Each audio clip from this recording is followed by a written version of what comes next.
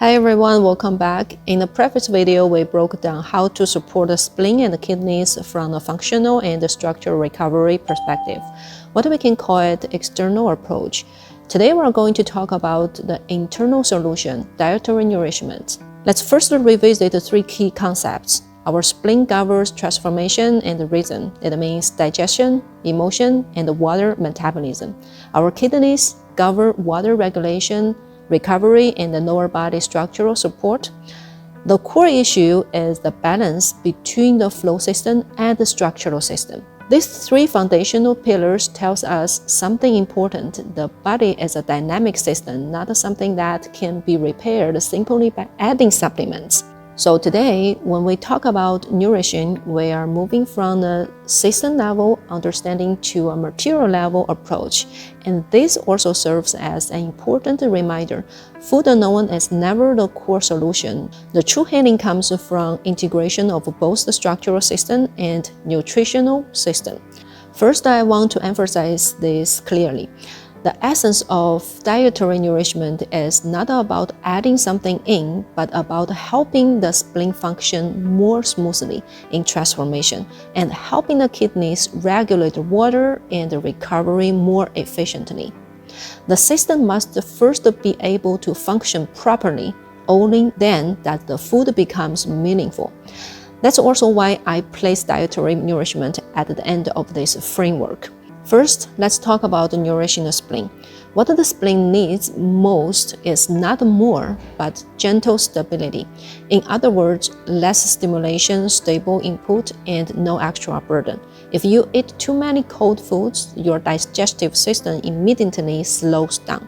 If your meals are too complex, your gastrointestinal system becomes overloaded. If your eating patterns are irregular, your rhythm becomes disrupted. So the core logic for spleen-friendly food is warm, soft, cooked, and consistent.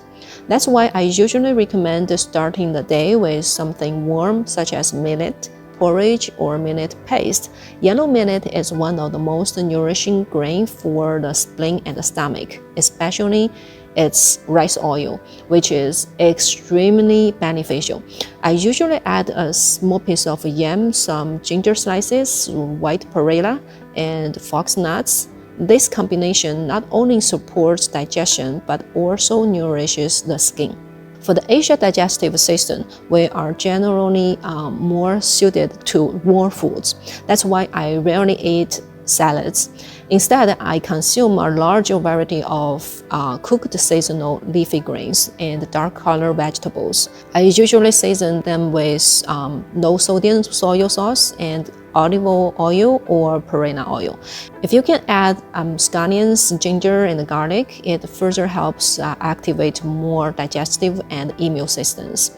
And don't forget protein intake. After age 40, the body begins to enter the stage of progressive muscle loss, which we call sarcopenia. And this rate accelerates with age. On average, research shows that between ages 40 to 50, people lose about 3% to 8% of muscle mass per decade. After 50, the average decline is about 1% per year. After 60, muscle strength often declines even faster than muscle mass. Some people may lose 1.5% to 3% of strength annually. That's why we need to consume adequate protein every day, such as eggs and various types of meat.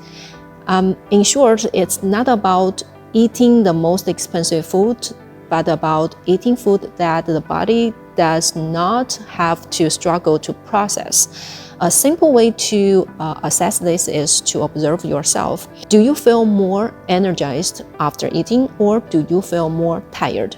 Next, let's talk about nourishing the kidneys. The kidneys govern water, including endocrine function, fluid balance, and recovery systems.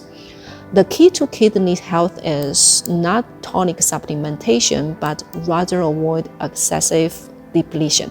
Before thinking about nourishment, we must first avoid overconsumption late nights, chronic stress, and excessive caffeine intake. Otherwise, you are simultaneously trying to refill and drain the system at the same time. Nothing will truly recover. The dietary logic for kidneys is stability and moderate nourishment. In traditional Chinese medicine, black foods are associated with kidneys. For example, black beans, black sesame, black rice, black mulberry, black goji, and blackberries. I recommend blending black beans, black sesame, and black goji or black mulberry into a paste like porridge. You can alternate this with millet porridge for breakfast. In addition, whether you are nourishing the spleen or kidneys, adequate protein intake is essential because it supports tissue repair, strengthens muscles, and helps build a stable structural foundation from the inside out. Another key point, the kidneys are extremely sensitive to sudden cold and heat changes and irregular cycles of depletion and replenishment. This is because our hormonal system is highly reason-dependent, and our fluid system does not tolerate large fluctuations well. So the focus is not on expensive supplements, but on stable sleep, stable eating patterns, and stable recovery. In summary, nourishing the kidney is not about supplementing more aggressively, it's about reducing unnecessary depletion and improving recovery. When the spleen can transform properly, the kidneys can regulate effectively, and the body can recover efficiently. Then food truly becomes nourishment, not a burden. This is a fundamental principle behind everything in our dietary system. Not eating expensive food, but eating the right food. Not focus on what to eat, but on how to eat. What you consume should become nourishment, not strength for the body. Finally, I've prepared a guide, 10 daily habits that harm the spleen and the kidneys, and 10 habits that truly support them. You can download it directly by clicking the link in the comments. If you have any questions, feel free to leave a message or send an email.